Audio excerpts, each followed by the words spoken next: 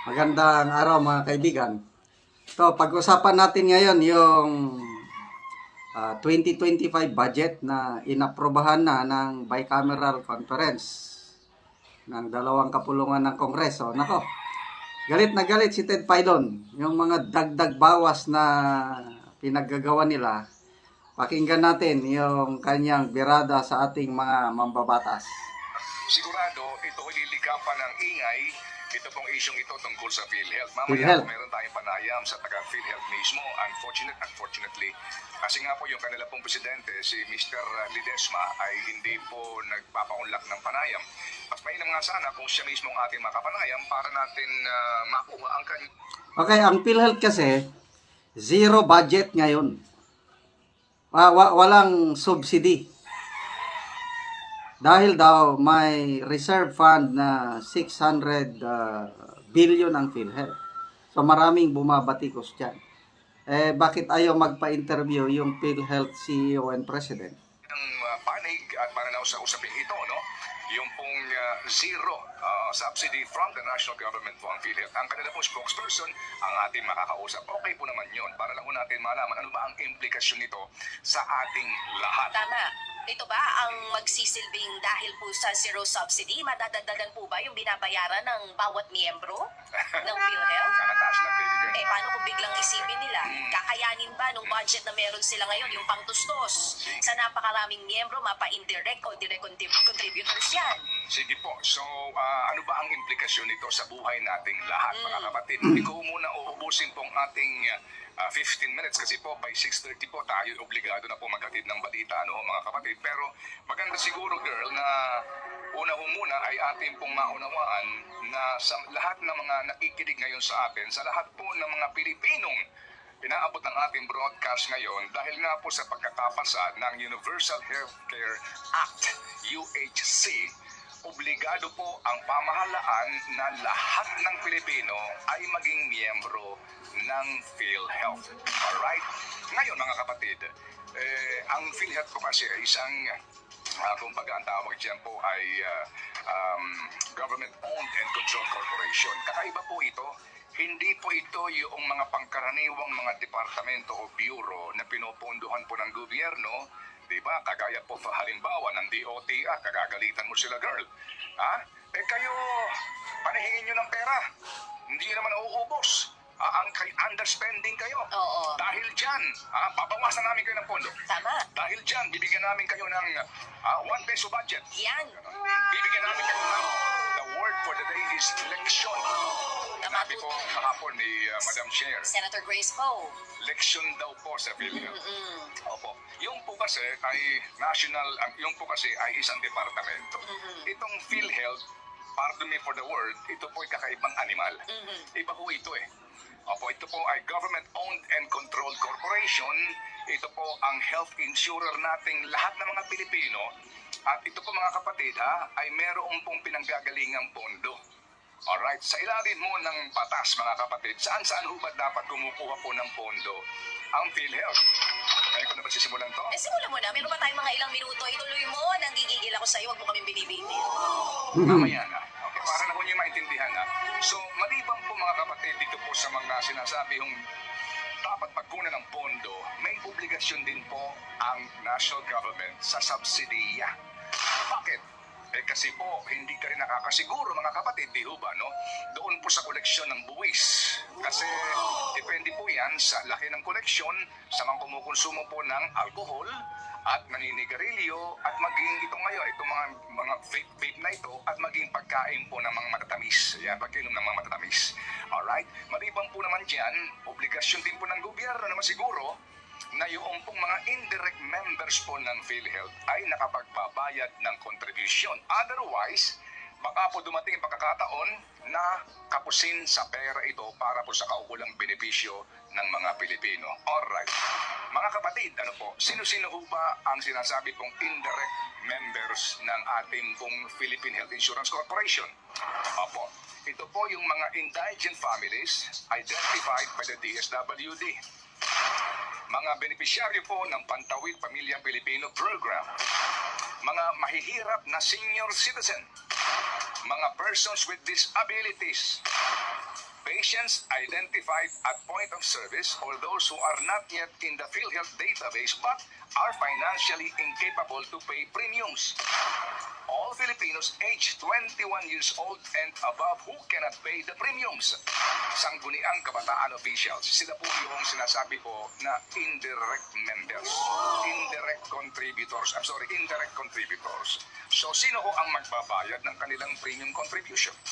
Kasi hindi maaaring wala kang contribution eh. Di ba? Kasi ito'y insurance, di ba? Nagbabayad ko yung premium mo. So, sino nagbabayad yan?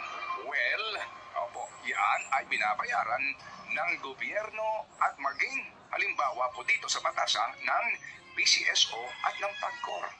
Alright, sige. So, kapag po hindi nabayaran yung premium na iyan ng mga indirect members, nangangahulugan na bababa ang koleksyon ng PhilHealth. Okay. Pagbaba ng koleksyon ng PhilHealth, kapag nangailangan na po ng pera para po sa ating pong pangangailangan medikal, saan ka naman kukuha ng pera?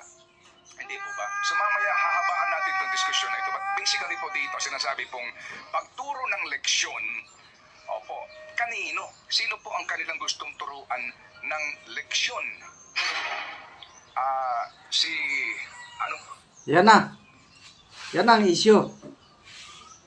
Kasi nga, 600 billion ang reserve fund ng PhilHealth. Kaya ang desisyon ng mga mambabatas natin, zero budget ngayon para turuan ng leksyon. So, sinong leleksyonin? Yung mga officials? Ay, wala. Yan Ang lalaking allowances, sweldo ang mga PhilHealth top brass. Ang mga mahirap ang naleleksyonan dito ang kawawa, mga indirect.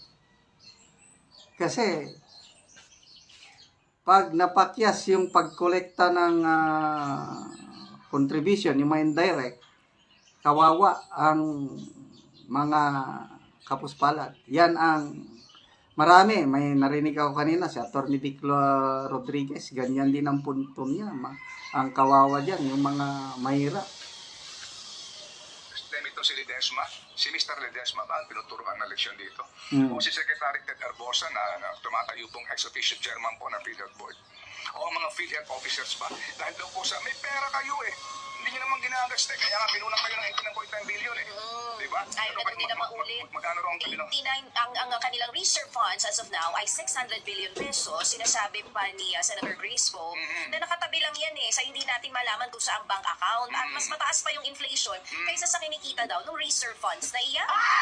So, may mga nag-oppose din naman po dito sa hindi pagbibigay ng budget for PhilHealth. Ang sinasabi ni Senator Risa Ontiveros naman, yung reserve fund na yan ay hindi dapat ginagastos dahil nga reserve funds, in the future, kung magka-problema ang PhilHealth, meron silang mapagkukunan kasi savings nga nila yan. Pero hindi, pinagpipilitan na dahil daw dun sa 89.9 billion pesos na ibinalik nga po sa National Treasury at may umabot pa yung petition sa Supreme Court hanggang sa may remaining na pera na hindi na i-transfer sa National Treasury, ang sinasabi ng butihing senadora na si Senator Grace Poe, kaya ito ang naging desisyon namin. Okay. Zero budget for PhilHealth. Alright. Inihalin tulad niya pa sa mga anak, yung mga government agencies, kasi parang sinasabi niya sa madaling salita, ang mga magulang, pag may mga anak, yung anak daw na kaya namang tustusan ng sarili niya, di ba, hindi na dapat binibigyan pa ng budget, mas bibigyan mo yung anak mo na nangangailangan. Okay. Same din with the government agencies. Ang panganay dyan yung DPWH. Aray ko, sigurado.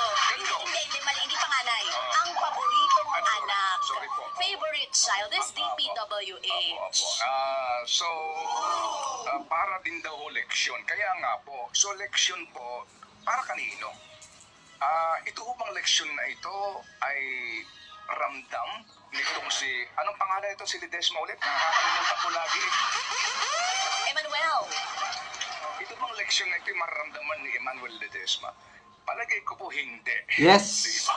Hindi. Ang nakakaramdam dito, Anong leksyon na mararamdaman yan? Lalaki ng mga sweldo, bonuses. Baliwala lang yan.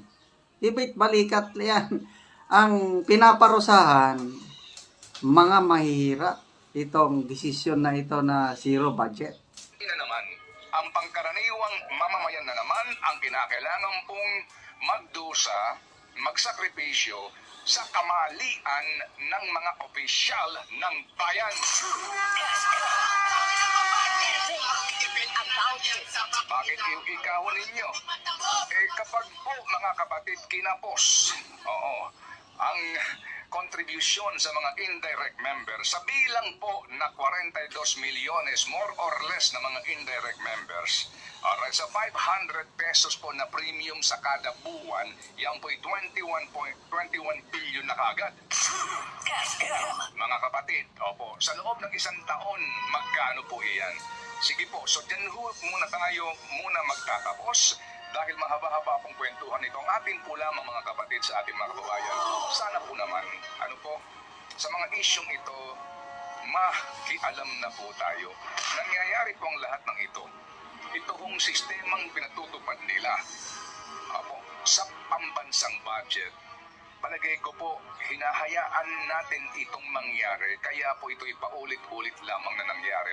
At the end of the day na naman ang nagdesisyon dito po sa pambansang budget ay yung pong small committee nitong BICAM na ito. Para pong pampainit lamang, nabigyan po namin kayo ng isang halimbawa sa ating pong talakayan mamaya dahil bibigyan po natin to ng mahaba-habang diskusyon ng inyong maintindihan at ang tawag po natin dito ay live think about it. At yung binubuo namin ni Kay, nila Patis, nila Dimpy, at nila Seth, at nila Erwin na think about it, medyo kinakailangan pa po ng mas malalimang pong pag-aaral kasi yung kahindik-hindik din. Ito halimbawa mga kapatid. Halimbawa, okay. So, hindi mo binigyan, ng pondo ang PhilHealth. Subsidy from the national government. Bagamat doon po sa mga unang panukala, baby girl, magkano unang panukala? Magkaiba sila sa lower house at saka sa Senado meron. Maging sa NEP meron. Pero at the end of the day, yun na ang small committee. Sa House, ang initial allotted budget is 74.4 billion pesos. Okay. Na-reduce po yan sa Senado, naging 64.4 billion pesos. Okay, sige. Pero mga kapatid, sa National Expenditure Program na ibinigay sa atin na impormasyon ni Ma'am Cielo Magno, magkano yung nakalagay sa NEP? Yung kulay orange diyan ba? Anong taon ang gusto mo? Ito 2025. Okay, 47.55 billion pesos. Yan po yung proposal. Okay, so tinanggalan po nila yan. Tanong nga natin dyan, saan naman nila dadalhin yan? Di po ba? Yung tinanggal. Saan nila dadalhin yung pera? Okay, sige. Mga kapatid, ang proposal po, halimbawa lang ito, ito ho, pagpagana lang po ito ngayon kung sa ating almusal, ha? Kumbaga, appetizer. Oo. At kasi hindi pa po natin hawak itong approved na, both houses. Susuriin din po natin yan. We are basing this on news article, particularly po sa report ng The Philippine Star. Okay, ngayon, ang DPWH mga kapatid, alright, magkano ang kanilang original na proposal na budget? Dumaan na girl? Ito, nakita ko na. Sa DPWH, Ang original din ng proposal, magkano na ngayon ang total nila? total, 1,113,764,447 pesos. Nadagdagan po ito ng 2. Okay, sige. So ngayon po, ang total budget na po nila ay 1.1 trillion mahigit. Isang taon lang ito na budget. Ang idinagdag, saan ka naman nakakita, departamento sa NEP, may proposal ako magkano kailangan ko. Yung proposal na yan, pinag-aralan namin yan. Meron na kami pupuntahan ng mga proyekto dyan. May mga studies na yan. Alright. Hindi naman sila humihingi ng dagdag. Dinagdagan na naman nila ng 200. 288.64 billion pesos. Definitely the favorite child. Saan ka naman nakakita ng gano'n? Ito po. So, yun na po ang problema, no? Sa proposal, merong budget ang PhilHealth. Kaya lang pagdating sa BICAM, na zero. O saan dinala yung budget ng PhilHealth? Ayun, yung sinasabi ni na Ted Filon, napunta sa paboritong anak sa DPWH. Hindi naman humihingi ng dagdag budget ang DPWH. Dinagdagan ng 288 billion. So, Bakit nila dinagdagan? Alam nyo na, yung mga paboritong projects ng ating mambabatas nandyan sa DPWS. So, yun po. Kawawa ang mga mamamayan yung umaasa sa suporta ng PhilHealth dahil zero budget sila ngayon.